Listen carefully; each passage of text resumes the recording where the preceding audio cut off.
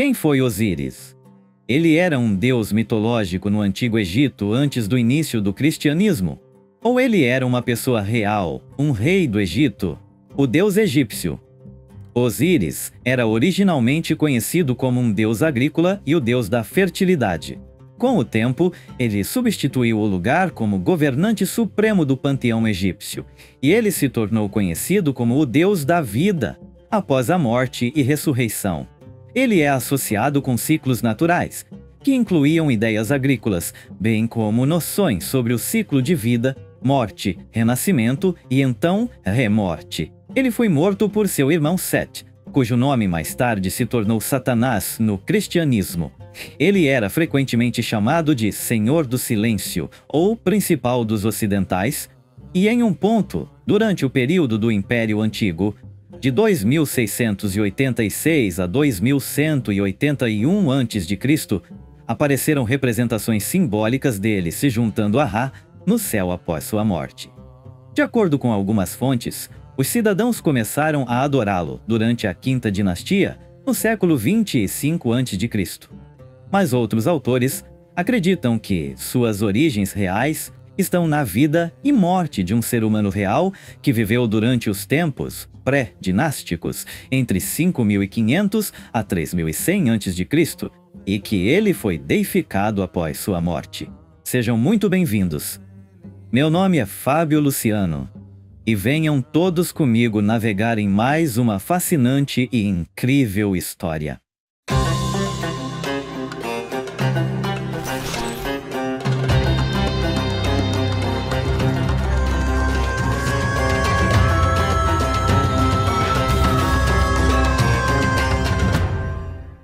A Santíssima Trindade original. Embora possa parecer estranho, existem diferentes tipos de divindades no mundo. Algumas eram seres mitológicos, outras eram, na verdade, seres humanos, que foram deificados após suas mortes, e outras foram criadas para ensinar conceitos, como os reis guardiões no budismo. Osíris era único. A história envolvendo-o evoluiu para a história cristã da Santíssima Trindade, devido à sua esposa Maria, Mary, que era chamada de Ísis, e seu filho Horus, que foi crucificado entre dois ladrões.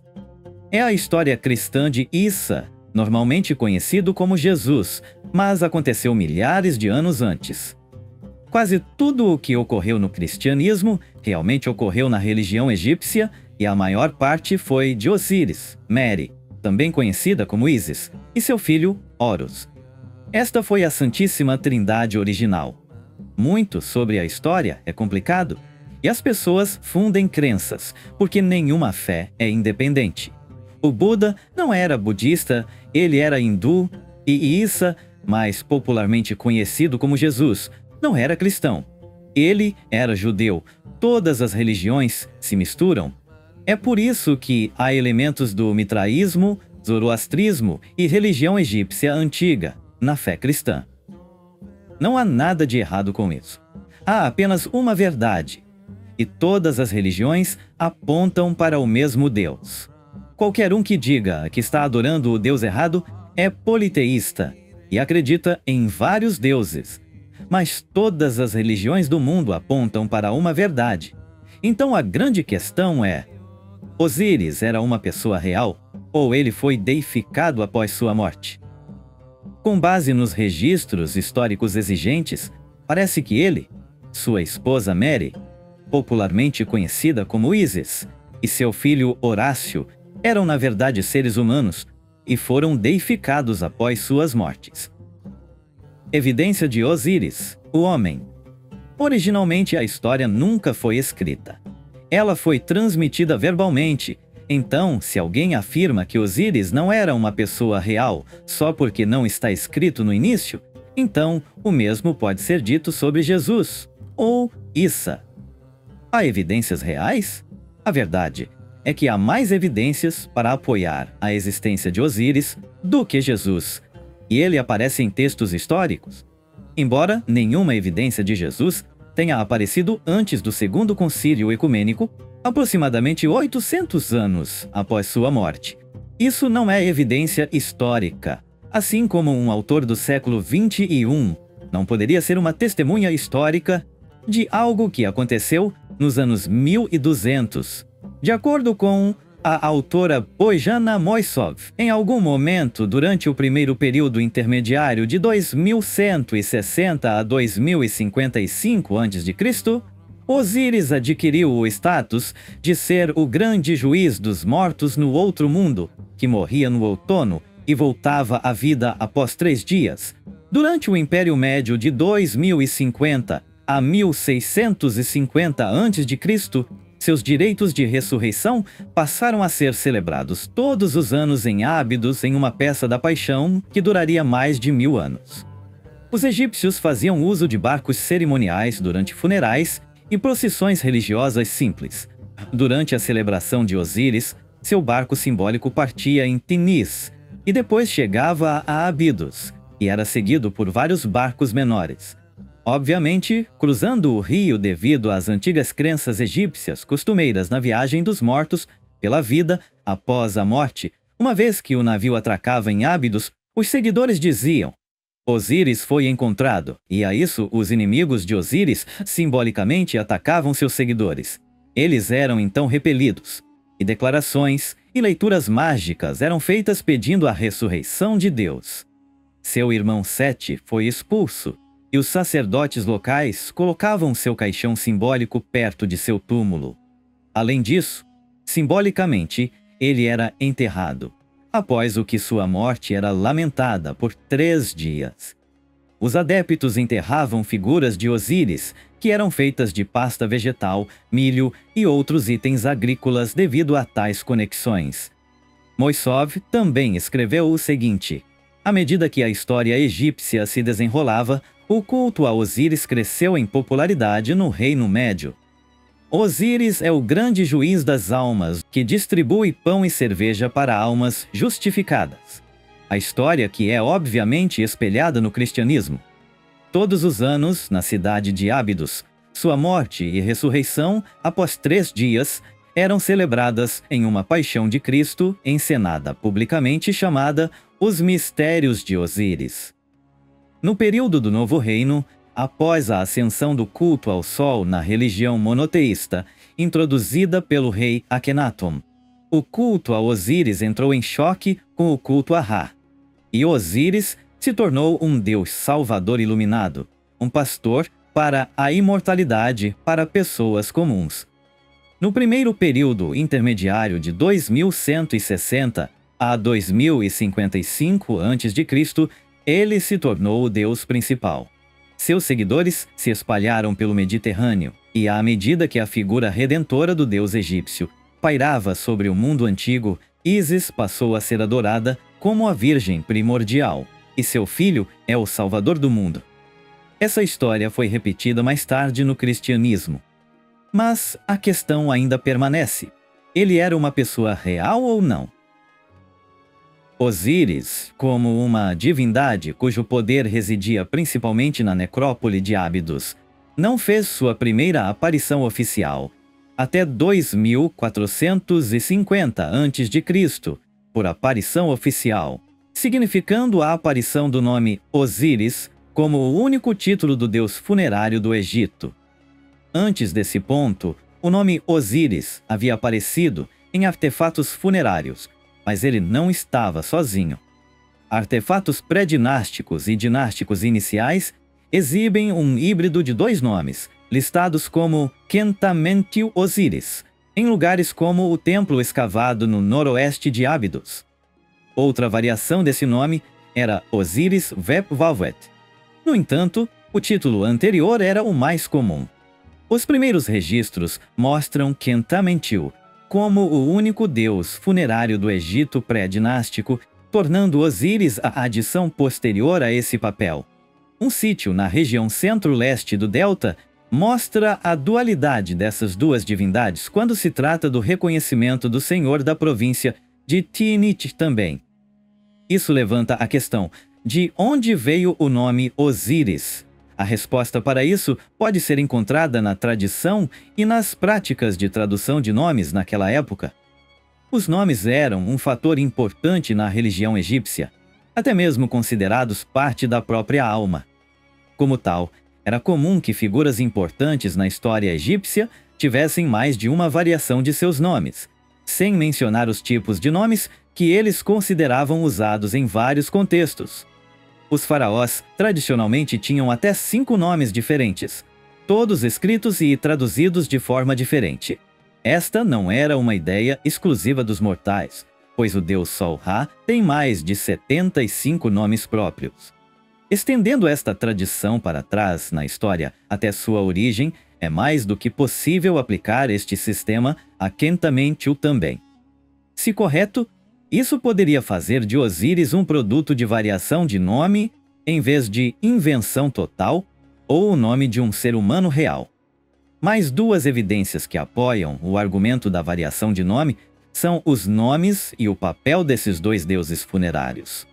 Osíris acabou se tornando conhecido em todo o Reino Médio como o principal dos ocidentais, um governante do submundo que guiava os mortos em direção ao julgamento e à paz. Este título é tão importante para Osíris que sua sede de poder se move de Ábidos para as montanhas ocidentais em Tebas, na 18ª dinastia. Principal dos ocidentais, no entanto, não foi um título inventado para o próprio Osíris, mas sim vem de uma tradução literal do nome de Khentamentiu, juntamente com a assunção de sua responsabilidade como guia para os mortos. Como Khentamentiu Osíris se torna abreviado para simplesmente Osíris, os papéis e responsabilidades de Khentamentiu, sozinho, passaram para o novo deus funerário, levando seu nome mais adiante na religião do Egito dinástico. Ainda assim, a questão final permanece. Osíris era um homem ou um mito? O Dr. Ken Jeremiah apresenta seu caso para Osíris como um governante do Egito que foi deificado após sua morte. Olhando apenas para o mito de Osíris, pode-se ver que esta certamente não é a única conclusão plausível ou responsável. Olhando mais profundamente para os artefatos dinásticos antigos, confirmará isso. A representação de Plutarco do mito de Osíris no 1º século depois de Cristo contém um elemento da história em que Osíris era o governante dos reinos unificados do Alto e Baixo Egito.